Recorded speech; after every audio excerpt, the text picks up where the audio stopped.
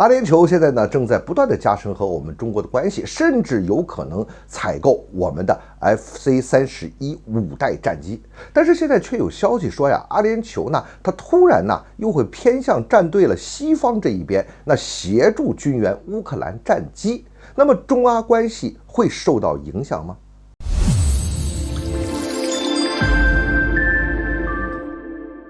欢迎来到张斌观察，我是张斌。要说这乌克兰呐，最近可真的是要拿到这个硬货了。什么硬货呀？就是40架幻影2000战斗机啊！当然，这战斗机是马上就要到退役的旧的这个战机了。那谁给的呢？就是阿联酋这边。阿联酋这边有可能会有这个40架即将退役的幻影2000援助到乌克兰这边去啊。要说起来，这个真是不得了。你别说这是即将退役的这个旧战机，那比起现在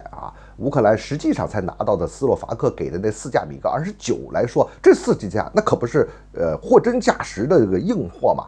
但是这件事情呢，它也不是阿联酋搞的，这是法国干的。法国呢，他是提出一个方案，就是他反购回来，这40架的幻影2000战机，然后呢，法国援助给乌克兰。那当然，作为阿联酋这边，他也乐于协助和配合了。不过现在法国呢，又把这个事情给否了。看样子法国在这个问题上也是翻烧饼这有点犹豫也可能是这个事情法国也不想搞的是太大。那么我们来看这个事情其实有几点还是值得关注的。这第一呢，这个事情绝非是空穴来风，事实上确实是有这个方案只不过现在这个法国看到这个局势上不好再把这个事情往上去挑这个火了，他要平衡各方面的这个因素，现在把这个事儿先暂时给缓下来。那作为阿联酋这边来配合一下法国这种可能性是非常的大。第二一点呢，我们就说阿联酋它现在呢，其实它要平衡一下各种的关系，包括和西方的关系。因为阿联酋呢，从跟俄罗斯的关系那确实是不错的。有人说现在阿联酋那就是俄罗斯在中东地区的物资中转站很多东西都是通过阿联酋过去的，甚至包括很多电子产品和芯片产品，这些呢会被俄罗斯直接用于军事上的用途。俄罗斯和阿联酋和中东国家的关系，包括海湾这些主要的成员海湾国家的关系，确实是一直都不错。大家还记得有一个场面嘛，就是不久前去年的时候，这个阿联酋的总统访问莫斯科的时候，那天正好赶上那个莫斯科那边下雪这个风一吹，雨雪那么一飘，那可知道够冷的。那阿联酋的总统呢，就穿了一套西装旁边助理给过来那个薄羽绒服，他都没用，结果是普京把自己那个外套脱下来，歘，给这阿联酋的总统这个穿上了。你可想而知，他们之间的关系有多好了。但是再说这个阿联酋跟俄罗斯的关系再好都好，他必须在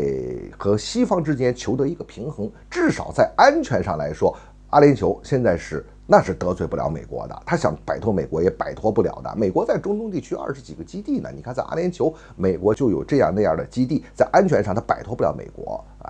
从阿联酋的这个做法这个在客观上来讲呢，它是有可能会间接的伤害到俄罗斯，但是呢，从整体上来说，它不会影响我们和阿联酋，也就是说不会影响中阿之间的这种关系。因为这个关系好不好我们就要看很多的方面了，它有很多原因，你比如说历史原因，还有这个地缘关系的原因呢，还有人文方面的各种原因。实际上我们和阿联酋的关系一直还是相当不错的，这是我们不光是阿联酋了，我们跟整个阿拉伯世界的关系一直都不错。这也不是说